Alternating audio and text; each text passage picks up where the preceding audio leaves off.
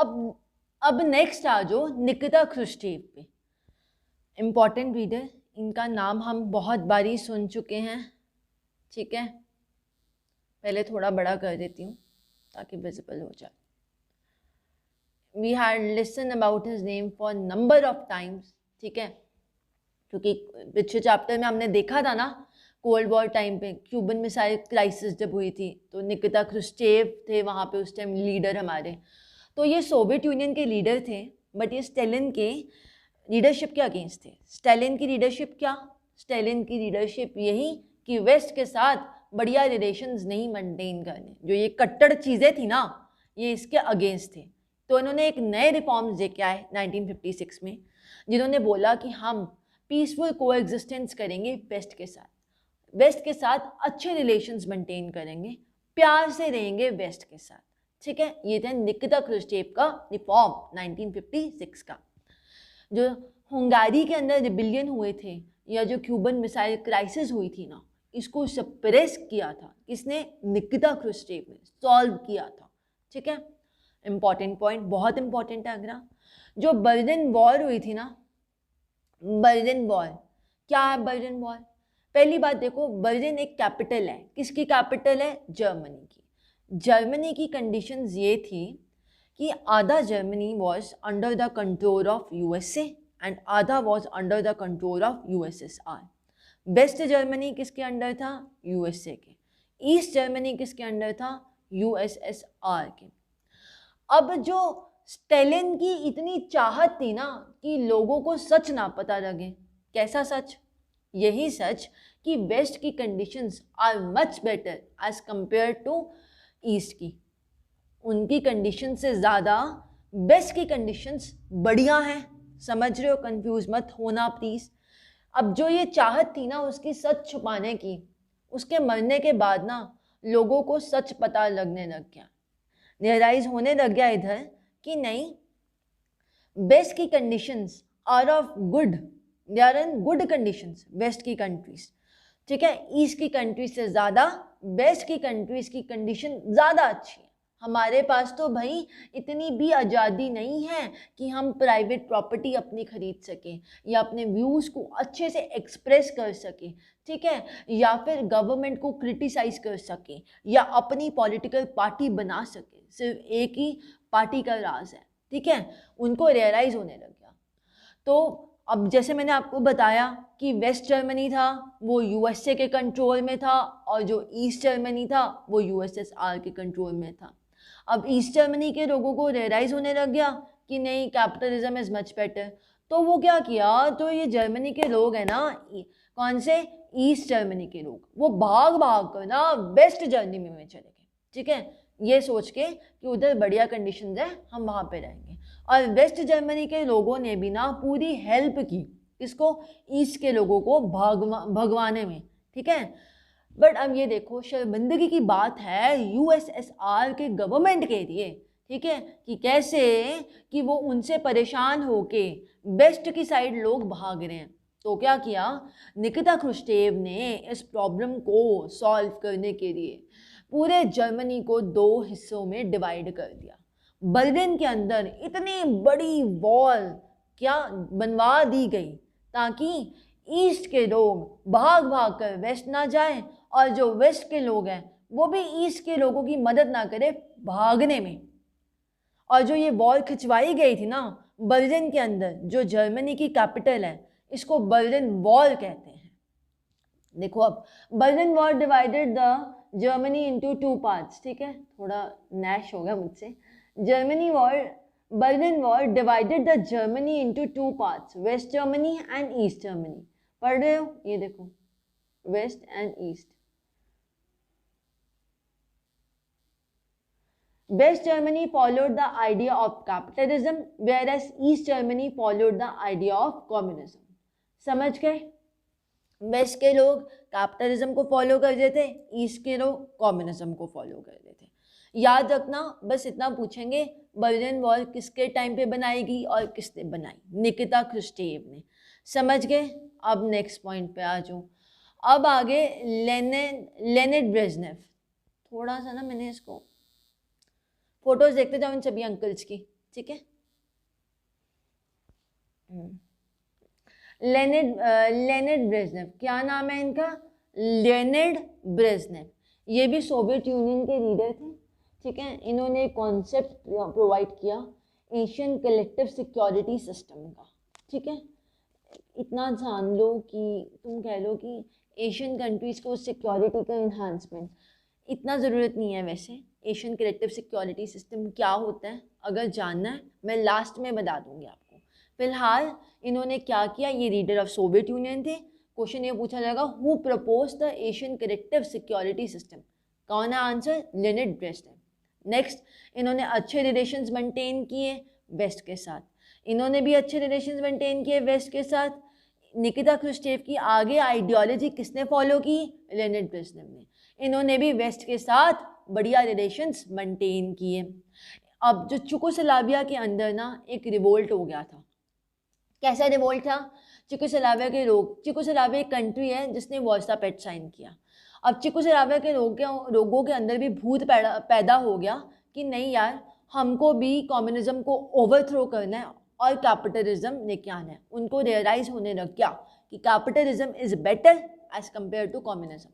तो वहाँ पे रिवोल्ट होने लग गए कि कम्युनिज्म को फेंको और कैपिटलिज्म लेके आओ, ठीक है। ऐसा रिवोल्ट होने लग गया, ठीक है। तो क्या था उस टाइम, लेनिड ब्रेजनेव ने 15 की 15 रिपब्लिक्स जो थी ना यूएसएसआर की, उसकी आर्मी भेजी इधर और लोगों को मुक्के मुक्के शुक्के शुक्के मारे। मतलब कि अच्छे से उनका जो रिवोल्ट था वो सप्रेस कर दिया, लोगों की आवाज़ों को दबा दिया। जब मिलिट्री से मुक्के खा के आ गई कॉमन जनता और वहाँ की गवर्नमेंट वगैरह, तो वो चुप हो गई और चुपचाप से कम्युनिज्म को फॉलो किया। अब दिमाग में ये चीज़ आ रही है कि अगर ये वो 15 रिपब्लिक्स का पार्ट नहीं है, ठीक है, ये चलो माने ये वार्सा पैक्ट का पार्ट है, तो ये क्यों कम्युनिज्म फॉलो कर रहे थे? नहीं फॉलो करनी थी तो चुपचाप कर देते, ठीक है। लेनिड ब्रेजनेव को क्या ज़रूरत थी अपनी मिलिट्री भेजने की? बेटा क्योंकि जो भी कंट्रीज़, ठीक है, जो भी कंट्रीज़ वार्सा पैक्ट की भी मेंबर्स हैं ना, वहाँ पे भी कम्युनिज्म को फॉलो किया जाएगा। ये मैंने पहले भी बताया था फर्स्ट चैप्टर में। जो नाटो साइन करेंगी उनको कैपिटलिज्म फॉलो करेंगी, वो जो वार्सा पैक्ट साइन करेंगी वो कम्युनिज्म फॉलो करेंगी। तो चुकोस्लाविया जो कि वार्सा पैक्ट का पार्ट था, उसी की तरह 6 और कंट्रीज थी जिन्होंने वार्सा पैक्ट साइन किया। मतलब कि सेम मॉडल जो यूएसएसआर में फॉलो होगा वो यहाँ पे होगा। इधर के लोग रिबेल कर रहे थे कि उनको कम्युनिज्म को ओवरथ्रो करना है, कैपिटलिज्म लेके आना है, तो इसीलिए लेनिड ब्रेजनेव ने अपनी मिलिट्री भेजी थी ताकि ये रिवोल्ट्स को सप्रेस करे। क्यों? क्योंकि Czechoslovakia is a part of communism, ठीक है, is a part of Warsaw Pact. अगर वो वार्सा पैक्ट का पार्ट है तो वो कम्युनिज्म को फॉलो करेगा, समझ गए? जो नाटो का होगा वो कैपिटलिज्म को फॉलो करेगा, समझ रहे हो ना? अब नेक्स्ट चीज पढ़ो, एंड इन्वेडिंग इन अफगानिस्तान। इन्हीं के टाइम पे अफगानिस्तान इन्वेजन हुई थी। बेटा ये क्या है ना, ये मैं आपको यूएस हेगेमनी में बताऊंगी, बस इतना अभी के लिए सोच लो, इतना याद रख लो कि इस अफगानिस्तान इन्वेजन में ना, जैसे ही यूएसएसआर ने इन्वेड किया था ना अफगानिस्तान में, कब किया था इतना सुन लो बस, 1979 में जब इन्होंने इन्वेजन की थी ना अफगानिस्तान में, उसके बाद से ना यूएसएसआर की हालत ख़राब हो गई थी, ठीक है। उसकी इकोनॉमी डिस्टर्ब हो गई थी। या किसी कंट्री के अंदर तुम इन्वेड कर रहे हो, ठीक है, लड़ने जा रहे हो, तो जेन्युइन सी बात है नुकसान तो तुम्हारा भी होगा। और कंटिन्यूस ये इन्वेजन ना इन्होंने 10 साल तक किया, 1979 से 1989 तक ये अफ़गानिस्तान में इन्वेड किया इन्होंने। 10 साल तक लड़ाई लड़ी है अफ़गानिस्तान के अंदर। क्यों लड़ी, कैसे लड़ी, क्या था, ये सब बताऊंगी यूएस हेगेमनी के साथ रिलेट करके। तो अभी तक बस इतना याद रखो, इधर ये चीज़ डाल दो कि इस अफ़गानिस्तान इन्वेजन की वजह से ना उनकी हालत और ख़राब होगी, सोवियत इकॉनमी ख़राब होगी, समझ गए? याद रखना इस बात को, ठीक है। अब आ जाओ नेक्स्ट स्लाइड पे। सबसे इम्पॉर्टेंट मिखाइल गॉर्बेच। अब मैं थोड़ा सा पहले अपने आप को बड़ा कर देती हूँ।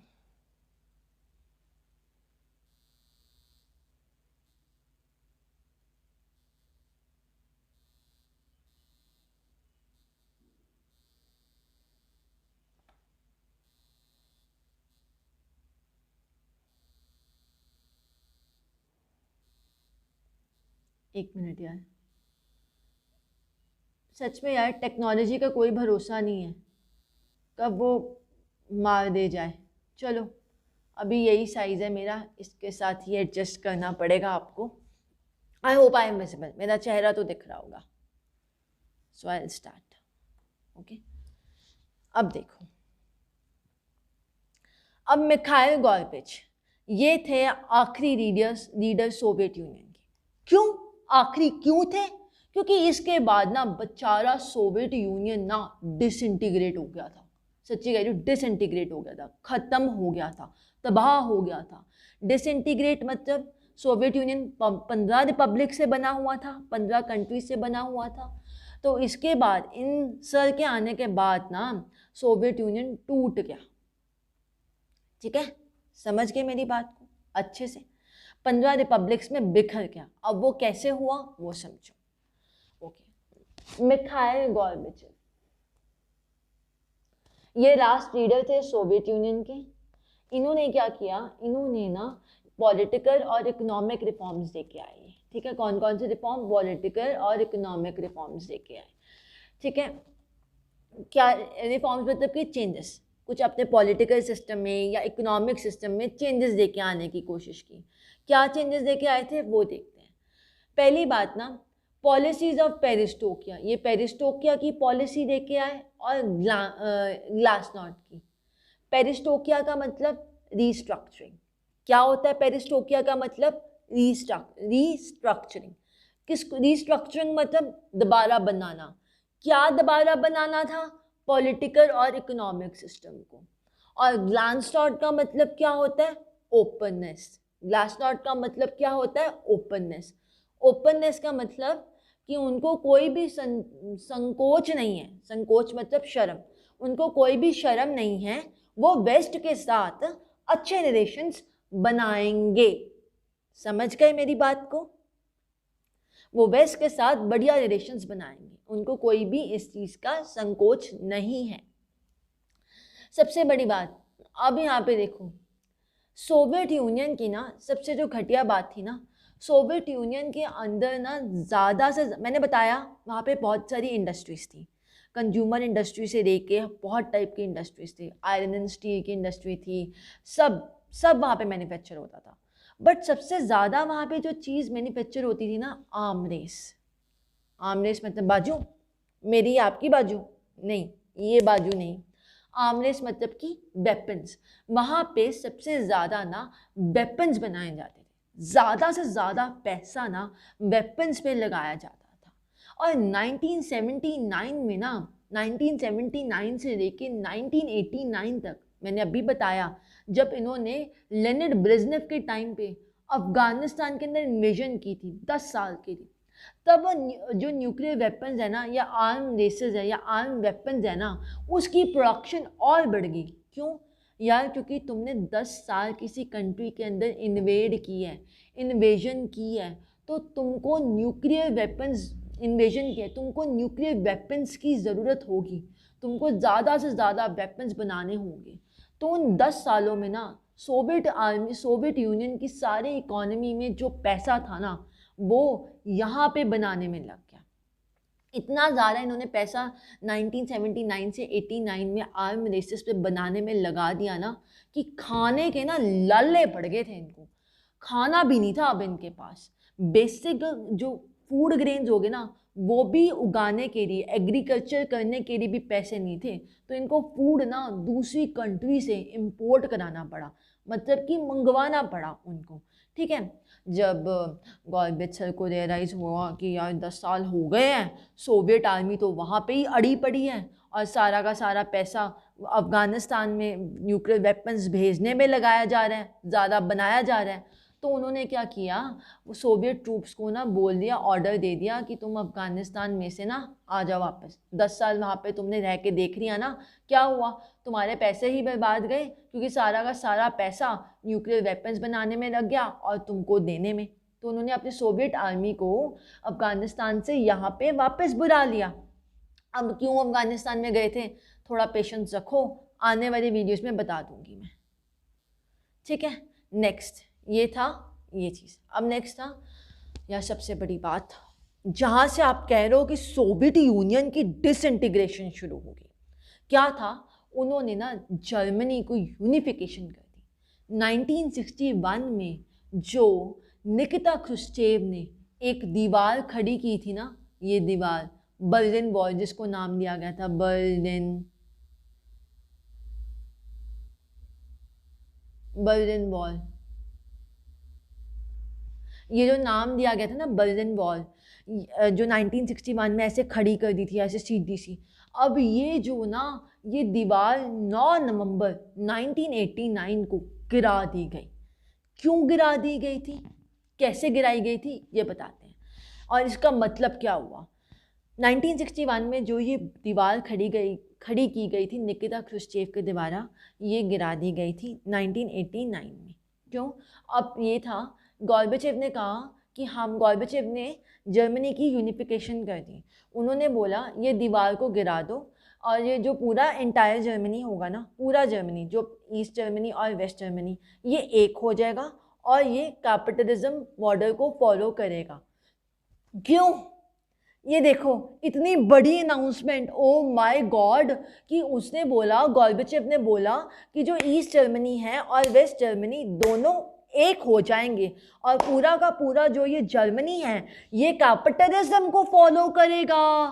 अपनी आइडियोलॉजी को भाड़ में फेंक दिया, कम्युनिज्म को नहीं, कैपिटलिज्म को। अब ईस्ट के लोग भी, ईस्ट जर्मनी के लोग भी, ईस्ट जर्मनी याद रखना, ईस्ट जर्मनी के लोग भी अब कैपिटलिज्म को फॉलो करेंगे।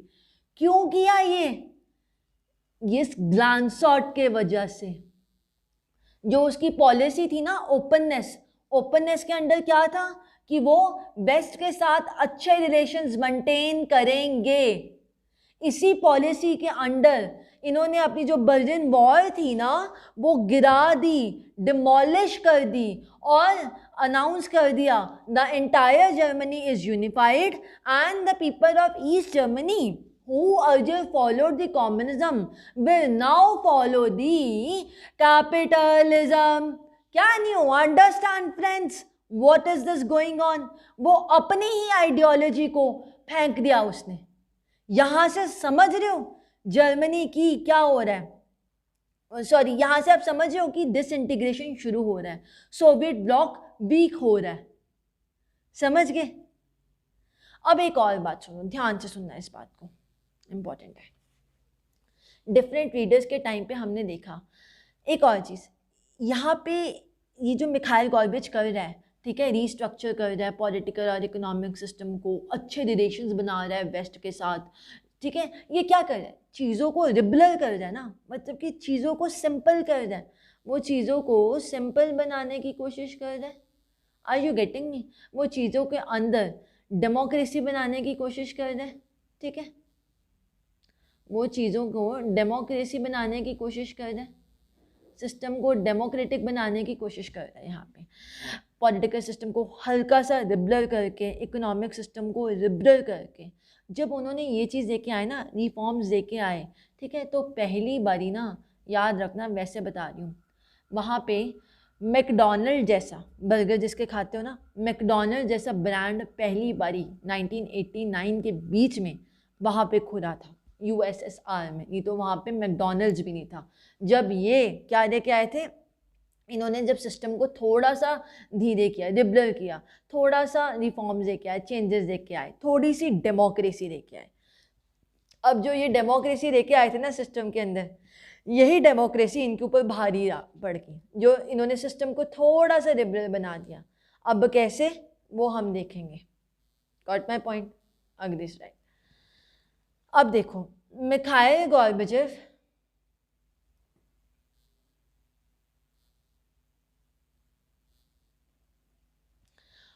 Mikhail Gorbachev who became the general secretary of the Communist Party of Soviet Union in 1985 sought to reform the system। ठीक है, उन्होंने डिसीजन लिया कि वो वेस्ट के साथ रिलेशंस बढ़िया मेंटेन करेंगे, जो मैंने अभी बताया, और दूसरा कि वो क्या कहते हैं, रीस्ट्रक्चर करेंगे पॉलिटिकल और इकोनॉमिक सिस्टम को। इनकी इन पॉलिसीज़ के वजह से ना दो ग्रुप से मर्ज हो गए, ठीक है, दो व्यू पॉइंट सामने आए जब इन्होंने ये पॉलिसी रखी। वो क्या व्यू पॉइंट्स थे वो देखो, थोड़ा सा स्क्रीन को बड़ा कर दूं। पहला व्यू पॉइंट ये था द ईस्ट यूरोपियन कंट्रीज, जो ईस्ट यूरोपियन कंट्रीज थी ना, जो ऑलरेडी परेशान थी सोवियत यूनियन के इस सिस्टम से, जैसे कि रुथीविया, लताविया, एस्टोनिया, बेलारूस, ऐसी कंट्रीज, ये ऑलरेडी परेशान थी। जब गॉर्बेचेव ने ये पॉलिसीज़ लेके आए पेरिस्टोकिया की या ओपननेस वाली, जिसके अंदर उन्होंने सिस्टम को लिबरल कर दिया, थोड़ा सा इजी कर दिया, डेमोक्रेटाइजेशन लेके आ गए सिस्टम के अंदर, तो क्या हुआ, उन्होंने ना, जैसे मैंने उंगली दी, आपने मेरा हाथ पकड़ लिया, वही बात हुई। पापा ने कहा ठीक है बेटा, मैं तेरे को एप्पल का आईफोन लेके दे देता हूँ। आपने कहा पापा एप्पल की वॉच भी। तो पापा ने क्या बोला, मैंने तो तेरे को उंगली दी, तूने तो मेरा हाथ पकड़ लिया। हाँ, आपने से उन्होंने तो सिर्फ आपके लिए वो बोला आईफोन के लिए, आपने तो एप्पल की वॉच भी मांग ली। मैंने थोड़ा सा फेवर किया, जैसे आपने बोला, जैसे मैंने बोला मेरी फ्रेंड को, दे मैं तेरी हेल्प कर देती हूँ, वो कहती है चल ठीक है तू मेरा पोल साइंस का काम कर दे, फिर कहती है चल सोशो का भी कर दी, साइकोलॉजी का भी कर दियो, ठीक है मेरा प्रोजेक्ट भी बना देना। मैंने तो सिर्फ थोड़ा सा बोला था, उससे तो इतना सारा कर दिया। वही बात होगी कि गोर्बाचेव को ना, यहाँ पे सिर्फ गोर्बाचेव ने अपनी सिर्फ उंगली दी थी, लोगों ने हाथ पकड़ लिया। अब जो ये ईस्ट यूरोपियन कंट्रीज थी ना, ये कहने लग गई, क्या कहने लगी, ये कहने लगी कि हमको और दो, हमारा पेट नहीं भरा, हमको और भूख लग रही है, हमको और दो, और डेमोक्रेसी लेके आओ, और सिस्टम को लिबरल बनाओ। ठीक है, इन्होंने ये चीज़ें डिमांड करनी शुरू कर दी। देखो, the east European countries favoured this democratisation and started demanding more liberal system, जिसके वजह से इन्होंने क्या किया, इन्होंने इस चीज़ का फ़ायदा उठाया इन पॉलिसीज़ का, और इन्होंने प्रोटेस्ट, झगड़े करने शुरू कर दिए। कहाँ पे, ईस्ट यूरोपियन कंट्रीज़ के अंदर ऑफ सोवियत ब्लॉक, कि हमको और दो, प्रोटेस्ट करने शुरू कर दिया, और दो, मुझे और चाहिए, और डेमोक्रेसी दो, और करो। ठीक है, एंड अब दूसरा व्यू पॉइंट क्या था, दूसरा व्यू पॉइंट ये था कि उनको अब जो ये पॉलिसीज़ थी ना, ये जो पेरिस्टोकिया हो गया या ओपननेस हो गया, ये पॉलिसीज़ ना उनको बिल्कुल भी पसंद नहीं आ रही थी सोवियत लीडर्स को। यार ये मांग रहे थे ईस्ट यूरोपियन कंट्रीज़ और डेमोक्रेसी। गोर्बाचेव पॉलिसीज़ लेके आया to liberal the political and economic system. ठीक है, और जब ये पॉलिसीज़ लेके आया तो ईस्ट यूरोपियन कंट्रीज़ ने प्रोटेस्ट करने शुरू कर दिए। ठीक है, प्रोटेस्ट करने शुरू कर दिए और डिमांड किया और दो, मेरा पेट नहीं भरा। ठीक है, जब ये चीज़ें डिमांड होनी शुरू होगी तो सोचो यार, अगर ईस्ट यूरोपियन कंट्रीज़ प्रोटेस्ट ना करती, थोड़ा वेट करती, क्या पता गोर्बाचेव इनको और डेमोक्रेसी देता। यार जब उनको और डेमोक्रेसी मिलती तो नेचुरल सी बात है सोवियत लीडर्स को ये चीज़ क्यों पसंद आएगी। Democracy means accountability. ठीक है, उनको अकाउंटेबल होना पड़ता। थोड़ा सब्र अगर ये कंट्रीज़, ईस्ट यूरोपियन कंट्रीज़ रखती तो क्या पता वन पार्टी सिस्टम की जगह मल्टी पार्टी सिस्टम आ जाता। क्या पता उनको धीरे धीरे अपने व्यू पॉइंट्स को एक्सप्रेस करने की आज़ादी मिल जाती। क्या पता प्राइवेट प्रॉपर्टी जैसा इंस्टीट्यूशन बैन हो जाता। ठीक है, वहाँ पे मतलब कि जो प्राइवेट प्रॉपर्टी का इंस्टीट्यूशन नहीं था, मतलब कि कह रहे हो ना कि तुम प्राइवेट प्रॉपर्टी नहीं ले सकते, क्या पता तुम्हें परमिशन मिल जाती प्राइवेट प्रॉपर्टी देने की, अगर ये थोड़ा सब्र रखती। और अगर ये चीज़ें हो जाती तो सोवियत लीडर्स को कहाँ ये चीज़ें पसंद आनी थी। डेमोक्रेसी किसको पसंद आनी थी सोवियत लीडर्स को, उनको तो जनता के लिए काम करना पड़ जाता। मतलब कि उनको अकाउंटेबल, कहने का मतलब उनको जवाबदारी देनी पड़ जाती। और जहाँ जवाबदारी आ जाती है ना, रिस्पॉन्सिबिलिटी जैसे भारी शब्द आ जाते हैं, तो वो चीज़ सोवियत लीडर्स को नहीं पसंद आने थे। ठीक है, they were of the opinion that this policies could hurt their position. Of course it could hurt their position, क्योंकि उनके हाथ से उनका कंट्रोल जा रहा है, जहाँ पे वो जो मर्जी करते, उनको किसी को अकाउंटेबल होने की ज़रूरत नहीं है। कभी बर्जन वॉर बना दें, ठीक है, कभी लोगों को मार दें, कुछ भी करें। ठीक है, चुकोसलाविया के अंदर आर्मी भेज दे, कुछ भी करें, जनता को हर्ट करें, उनको कहीं कोई भी अकाउंटेबिलिटी नहीं होनी पड़ती थी। अब उनको होनी पड़ जाए इस चीज़ का था ना, उनकी पोजीशन तो ऑफकोर्स हर्ट हो रही है। देवर हाँ, अब सबसे बड़ी बात, अब इस चीज़ को ना अपोज किया गया था किसने? स्तान कंट्रीज ने। These countries were opposed by stan countries. अब ये स्तान कंट्रीज कौन सी हैं? Kazakhstan, Turkmenistan, Tajikistan, Kazakhstan. ये जो स्तान कंट्रीज थी ना, जो मैंने पढ़ाई थी, सेंट्रल एशिया जो यूएसएसआर का पार्ट थी, अब ये भी अगेंस्ट थी। किसके अगेंस्ट थी? ये भी इन पॉलिसीज़ के अगेंस्ट थी, क्योंकि उसको पता था कि जैसे ये पॉलिसीज़ होंगी ना, ये और डेमोक्रेसी मांगेंगी और प्रोटेस्ट होगा, तो इससे सोवियत यूनियन डिसइंटीग्रेट हो सकता है। और ये स्तान कंट्रीज़ कभी नहीं चाहती थी कि इनका ये जो सिस्टम है डिसइंटीग्रेट हो जाए। क्यों?